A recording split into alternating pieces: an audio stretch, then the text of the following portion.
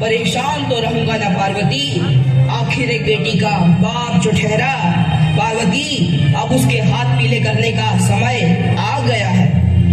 पर हमारी आनंदी तो अभी सिर्फ 9 साल की है। अभी तो उसके पढ़ने लिखने और खेलने कूदने के दिन हैं। देख पार्वती, लड़कियां पराया धन होती है और जितना जल्दी इन्हें घर से विदा कर दे उतना अच्छा है। कल से आनंद की पढ़ाई लिखाई बंद। पर बापू, इसमें मेरी क्या गलती है? आप मुझे पढ़ाई करने क्यों नहीं देते? तेरी गलती है कि तू एक लड़की है। लड़का होती तो क्या बापू? लड़का होती तो क्या? ऐ लड़की, ज्यादा जबान ना चला, नहीं तो जबान हलक से खींचकर बाहर निकाल दूंगा।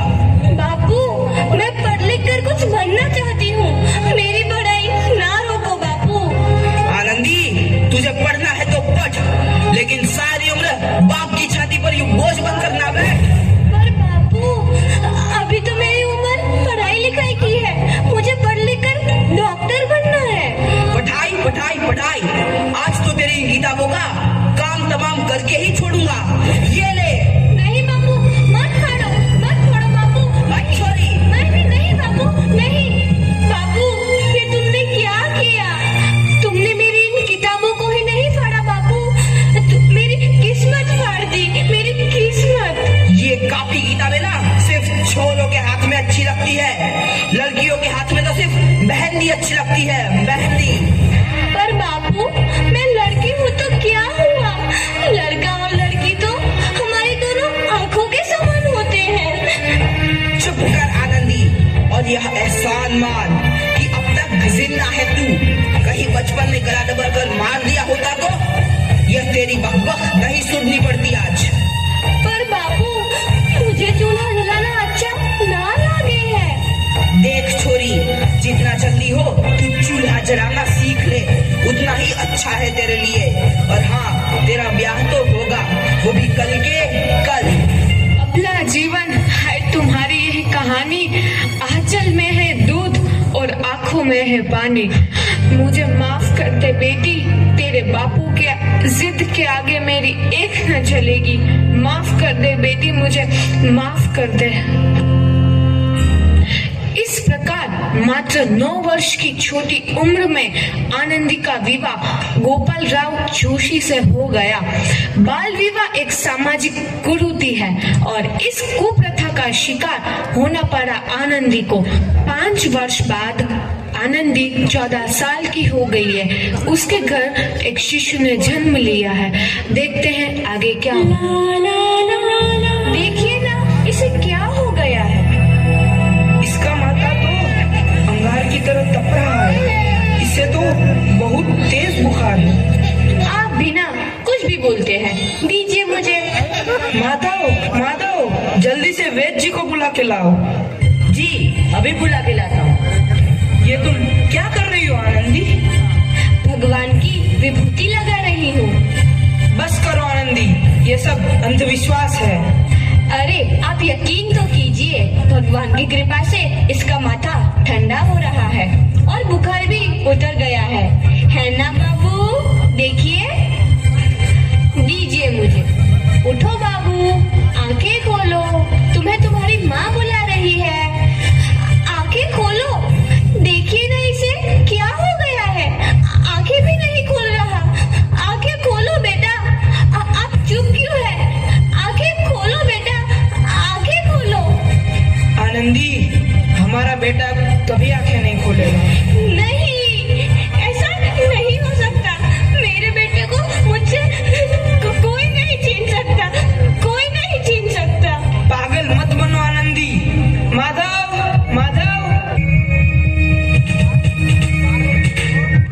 आनंदी, बंद करो ये पागलपन। भगवान ने मेरा बच्चा छीन लिया। भगवान ने नहीं, तुम्हारी अशिक्षा और अंधविश्वास ने तुम्हारा बच्चा छीना है। अगर तुम पढ़ी लिखी होती तो आज हमारा शिशु जीवित होता। तुम अनपढ़ थी आनंदी, अनपढ़। नहीं, अब मैं अनपढ़ नहीं रहूंगी मैं अनपढ़। मैं पढ़ूंगी ताकि कल किसी और आनंदी को इलाज के अभाव में अपना बच्चा ना खोना पड़े। शाबाश।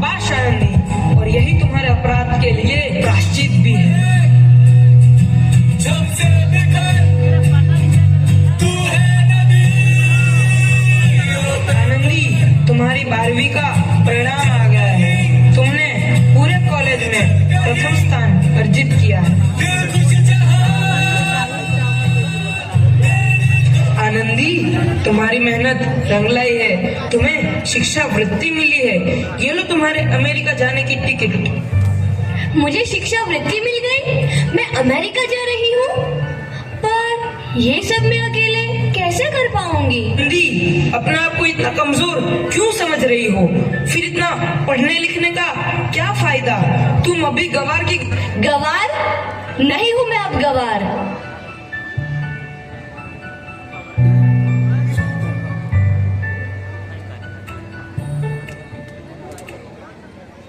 तो इस प्रकार 7 अप्रैल 1883 को आनंदी अमेरिका के पेंसिल्वेनिया के लिए रवाना हुई और 3 साल बाद उन्होंने डॉक्टर ऑफ मेडिसिन की उपाधि प्राप्त कर ली। इधर आनंदी के पिता की तबीयत बहुत खराब है। आगे क्या होता है देखते हैं। लगता है अब मेरे जाने का समय आ चुका है। अब मैं नहीं बचूंगा। ऐसा मत बोलो। शहर के सिटी हॉस्पिटल में अमेरिका से डिग्री लेकर कोई बड़ा डॉक्टर आया है। एक बार वहाँ चलकर दिखा लेते हैं। हाँ सही बोला भैया, कम से कम दिल को तसल्ली तो मिल जाएगी। हाँ हाँ चलो चलो जल्दी हॉस्पिटल चलते हैं।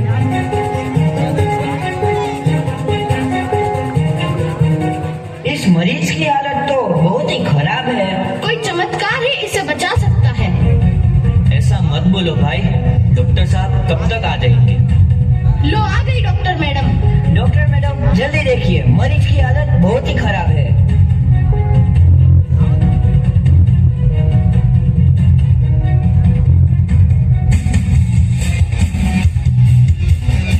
अब आप बिल्कुल ठीक है। मौत के मुंह से आपको बचाया है डॉक्टर मैडम ने। डॉक्टर साहब ने मुझे बचा लिया। मुझे मिलना है डॉक्टर साहब से। डॉक्टर साहब नहीं, डॉक्टर मैडम बोलो। डॉक्टर मैडम, उन्होंने ही तुम्हें जीवन दान दिया है। लो आ गई डॉक्टर मैडम, मिल लो उनसे। डॉक्टर मैडम आपका बहुत बहुत धन्यवाद। आपने मेरी जान बचाई। इसके बदले में मैं गरीब भला आपको क्या दे सकता हूँ? वचन चाहिए मुझे कि कभी ये नहीं कहोगे कि लड़कियां कुछ नहीं कर सकती। वचन? ये कैसा वचन? अरे श्यामलाल, तुमने पहचाना नहीं? तुम्हारी बेटी आनंदी। आनंदी? मेरी बेटी आनंदी डॉक्टर? हाँ बापू, वही आनंदी जिसके लिए बचपन में तूने चूल्हा और दूल्हा के अलावा कुछ नहीं सोचा था। आनंदी, आनंदी मेरी बेटी, मुझे माफ कर दे। मैं तेरा गुनहगार हूँ बेटी। नहीं नहीं बापू, वही आनंदी जिसके हाथ पीले करके तुम उसकी सारी जिंदगी काला कर देना चाहते थे। माफ कर दे मुझे मेरी बच्ची, माफ कर दे। मैं तेरा अपराधी हूँ मेरी बच्ची, माफ कर दे। नहीं बापू, मैंने तो तेरा एहसान चुकाया है। याद है ना अपना एहसान जो बचपन में तुमने मुझ पर किया था? ताने सुना सुना कर जीते जी मारना था मुझको। अब बोल, और किस किस को मारेगा?